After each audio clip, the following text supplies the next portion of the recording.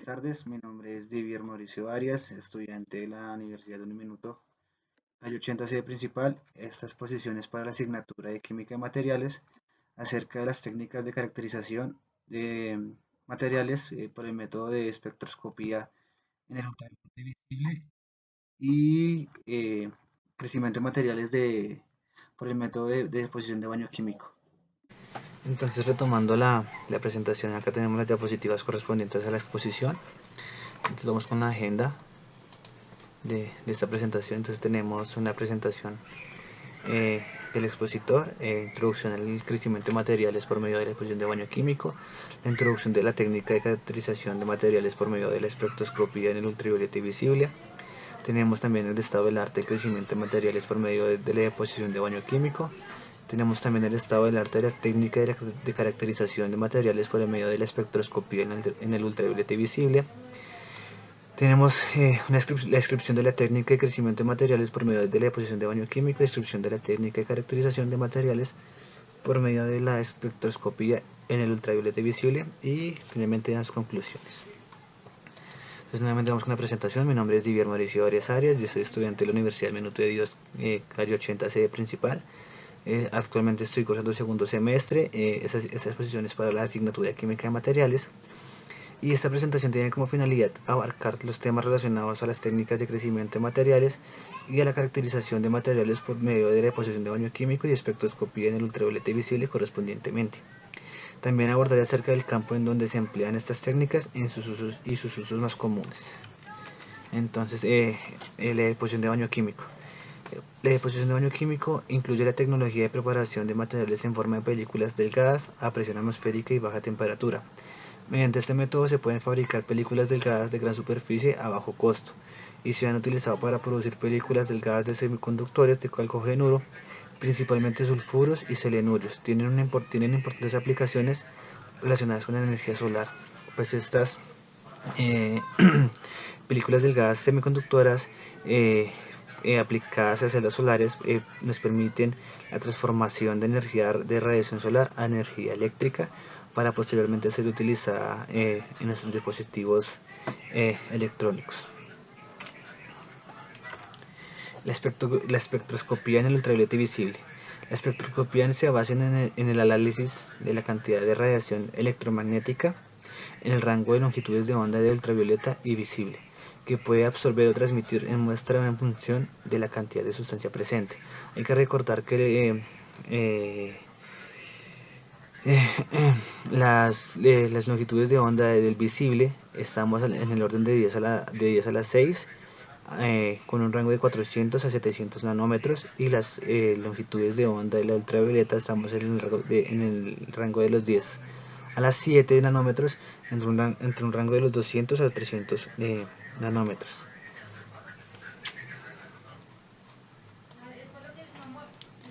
Acá tenemos algo del estado del arte de la deposición de baño químico. Entonces, como primer hito importante, tenemos al científico Justus von Liebig, que fue como el creador, el pionero de esta técnica. Entonces, John von Liebig reportó el depósito de plata desde de deposición de un espejo de plata usando una técnica de soluciones químicas en presencia de especies reductoras como formaldehído. Esta famosa reacción puede ser considerada como el primer ejemplo de depósito en baño químico. Desde aquel tiempo, muchos materiales, un centenar de materiales, han sido depositados por este método. Como segundo hito también tenemos que se obtuvo el primer reporte en compuesto semiconductor por baño químico. Fue publicado en 1869 por el científico Pusher, quien reportó la formación de películas de lustrosos colores sobre varios metales, empleando soluciones de tiosulfato, sulfato de cobre y tartrato de antimonio, dando películas coloridas de sulfuro de plomo y sulfuro de cobre. También desde entonces hay una amplia variedad de sustratos que han sido exitosamente usados para estos depósitos, donde los más mencionados son la porcelana, el acero, el hierro y el latón, especialmente son los más mencionados. En la literatura invariablemente menciona el trabajo del científico Kutscher en Alemania durante la Segunda Guerra Mundial en el desarrollo de películas de sulfuro de plomo y utilizando depósito químico para detectores de infrarrojos. Por largo tiempo el depósito químico fue esencialmente limitado a sulfuro de plomo y no fue hasta 1961 que se depositó sulfuro de cadmio, que actualmente es el material mayormente estudiado en esta técnica.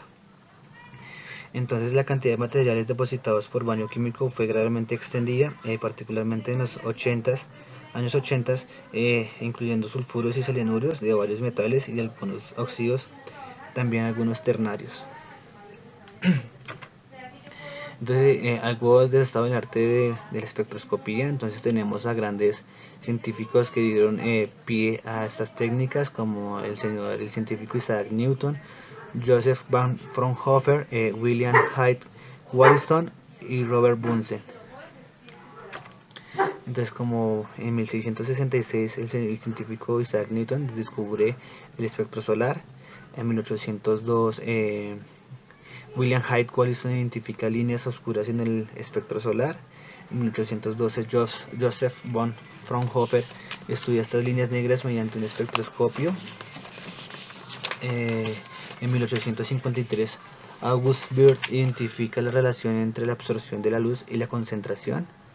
En 1859 el científico Gustav Kirchhoff y Robert Bunsen observan diferentes colores a partir de elementos calentados a su incandescencia.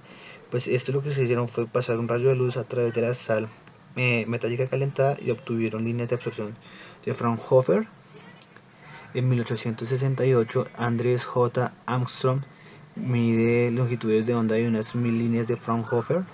Y en 1882 Abney y Fisting obtienen espectros de absorción infrarroja de más de 50 compuestos. Entonces la técnica de crecimiento y deposición de baño químico, pues como dijimos anteriormente, la deposición de baño químico incluye la tecnología de preparación de materiales en forma de películas delgadas a presión atmosférica y baja temperatura. Mediante este método se pueden fabricar películas delgadas de gran superficie a bajo costo y se han utilizado para producir películas delgadas de semiconductores de calcogenuro y principalmente sulfuros y selenurios. Tienen importantes aplicaciones relacionadas con la energía solar, como ya se mencionó anteriormente. Pero entonces la deposición de baño químico consiste básicamente en una serie de reacciones químicas que se llevan a cabo sobre un sustrato sólido sumergido en una mezcla de reacción. La mezcla de reacción generalmente contiene las siguientes soluciones acuosas. Tiene iones metálicos, generalmente sal, como agente fuente acomplejante, y calcogenuro fuente de iones. Los compuestos iónicos se descomponen en los iones correspondientes después de disolverse en agua, por lo que la solución de iones metálicos es libre. El agente acomplejante, que puede ser un compuesto orgánico, tiene la función de atrapar los iones metálicos en la mezcla de reacción y liberarlo lentamente, lo que se logra mediante un tipo de reacción de equilibrio, mediante la siguiente fórmula que está acá como fórmula de reacción de equilibrio, en donde la M representa el ion de metálico de valencia N y A al agente complejante. Entonces M por A a la N se denomina el ion complejo. La concentración de los iones metálicos libres a una temperatura dada está determinada por la constante de equilibrio de reacción representada por la ecuación. Esta constante de equilibrio se denomina constante de estabilidad de ion complejo. Entonces acá tenemos instrumentación para este tipo de técnicas. Entonces tenemos el sustrato, que es el que se sumerge en la solución precursora para la reacción.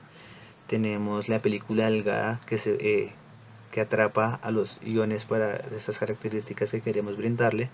Tenemos también el enchaquetado del reactor, un agitador magnético y tenemos un calentador. Pues básicamente esos son los instrumentos que utilizan para esta técnica. Y vamos con la técnica de caracterización de materiales por medio de espectroscopía y ultravioleta. Como se dijo anteriormente, la espectroscopía se basa en el análisis de la cantidad de radiación electromagnética en el rango de longitudes de onda y ultravioleta y visible, que puede absorber o transmitir una muestra en función de la cantidad de sustancia presente. Para entender esta técnica de crecimiento debemos hablar un poco de conceptos previos, como lo es la radiación electromagnética, que es la propagación de energía a través de ondas del espacio sin soporte de materia, es decir, a través de ondas producidas por la oscilación o aceleración de una carga eléctrica. También tenemos la naturaleza ondulatoria, que es caracterizado por su frecuencia V, que se representa la frecuencia por la letra V, o la longitud de onda, como se representa como el símbolo de lambda. Entonces para esto tenemos acá una ecuación que la longitud de onda es igual a C, que es la constante de la velocidad de la luz, sobre la frecuencia que nos indica la V. ¿Listo? Entonces la V es el número, podemos decir que la frecuencia es el número de ondas que pasan por un punto en una unidad de tiempo, y lambda podemos decir que es la distancia que hay entre dos puntos iguales de la onda, máximos o mínimos, ya sea el caso.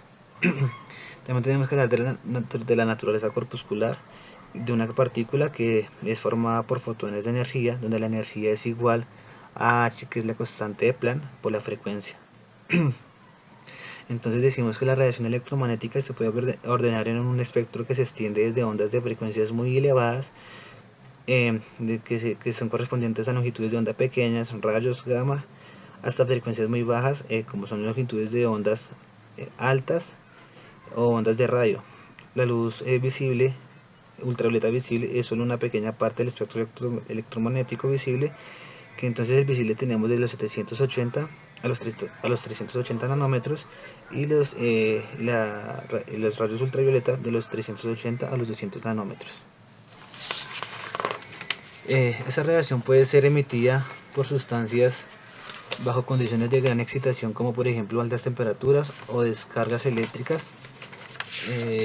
La radiación electromagnética, al incidir con la materia, puede sufrir los siguientes procesos, como puede ser la absorción, transmisión, reflexión, refracción y dispersión.